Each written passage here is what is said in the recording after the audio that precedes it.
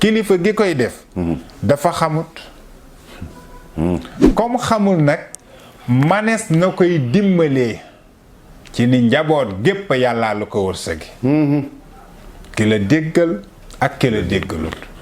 jëlal ñépp nga njaboote leen uuf leen taxawu leen dimbali leen suturaal leen ba benn musiba du am ba benn fitna du am surtout loolu ndax lu bon li bu yàggee mën na baax te loolu la sunu borom bëgg waaye paamu lu ñaaw di am gën a li wóorut day indi musiba day indi fitna ku koy def rek nag xamoo ko surtout loolu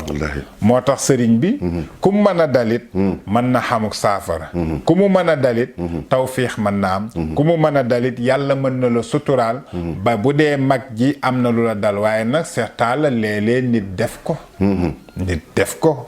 nit def yaayu doom loo xam ni yaay ju du am ak jàmm ak njabootam du leen mën a dëkkoo du leen mën a supporter du man dara ci ñoom day am nag léeg-léeg day